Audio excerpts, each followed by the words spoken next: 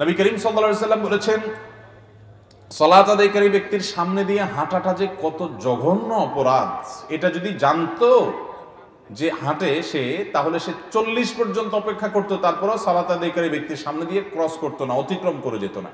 তো এই জন্য সালাত আদায়কারী ব্যক্তির সামনে দিয়ে হাঁটতে হলে হয় তার সামনে একটা সূত্রা লাঠি বা পিলার কিছু দিয়ে না হাঁটবেন, তার বাইরে দিয়ে, এরিয়ার বাইরে দিয়ে হাঁটা যাবে। অথবা সালাত আদায়কারী ব্যক্তি তিনি যদি সালাত আদায় করেন, তার সামনে দিয়ে যদি আপনার হাঁটতে হয়, তাহলে তার দৃষ্টির এরিয়ার বাইরে দিয়ে আপনি হাঁটতে পারবেন।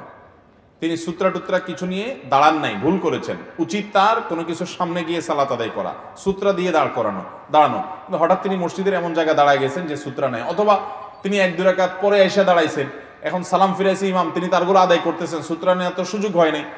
অতএব এরকম অবস্থায় তার সামনে দিয়ে আপনি হাঁটা চলা করা দরকার, আপনার জরুরি ভিত্তিতে ক্রস করে আরেক পাশে যাওয়া দরকার। যদি এরকম হয়, তাহলে সেক্ষেত্রে যিনি সালাত আদায় করছেন তার দৃষ্টি, সাধারণত একটা মানুষ নামাজের সময় তার চোখ কতটুকু যায়, এক কাতারের পরে আরো 1-2 কাতার, তো এর বাইরের এরিয়া দিয়ে আপনি হাঁটাচলা করতে পারবেন, যাতে করে তার ডিস্টার্ব না হয়। কারণ এখানে হাঁটাটা নিষিদ্ধ এই জন্য যে সালাত আদায়কারী ব্যক্তির মনোযোগ নষ্ট হবে।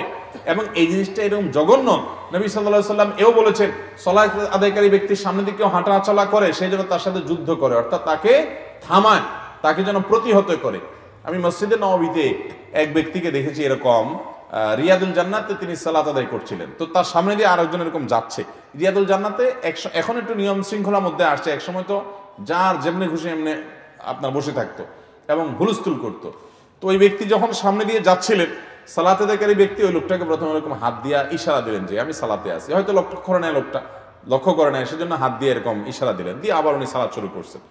লোকটা তাও যাচ্ছে, আবার তিনি বাধা দিলেন, লোকটা আবারও তেড়ামি করে যাওয়া নিছে। এবার দেখলাম সালাতের মধ্যে এক হাত তার এখানে আছে, আর এক হাত দিয়ে এভাবে কলারটা ধরে একটা মোচড় দিল।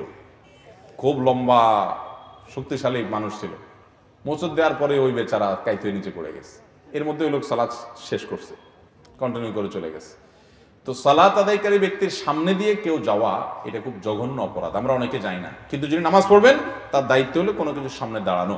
যদি তিনি ভুলে যান অথবা তিনি মাসবুক হন, তাহলে সেক্ষেত্রে তার সামনে দিয়ে হাঁটতে হলে তিনি যে কাতার সালাত আদায় করছেন তার আরো 1-2 কাতার রেখে আপনি সামনে দিয়ে যাবেন, যাতে তার দৃষ্টির এরিয়ার বাইরে চলে যান। যদি তার কাতারের এরিয়ার বাইরে, অর্থাৎ সেজদার এরিয়ার বাইরে দিয়ে যান, অনেক উলামা ইকরামের মতে জায়েজ হবে। কারণ হলো সেজদার এরিয়া পর্যন্ত হলো তার মনোযোগ নষ্ট হওয়া না হওয়ার হক আছে, এর বাইরে দিয়ে আপনি গেলে সেটাতে অসুবিধা নাই। কিন্তু এহতিয়াত এবং সতর্কতা হলো যে সালাত আদায়কারী ব্যক্তি যে কাতারে নামাজ পড়ছে ওইটা সামনে আরো 1-2 কাতার বাদ দিয়ে তারপর আপনি হাঁটা চলা করলে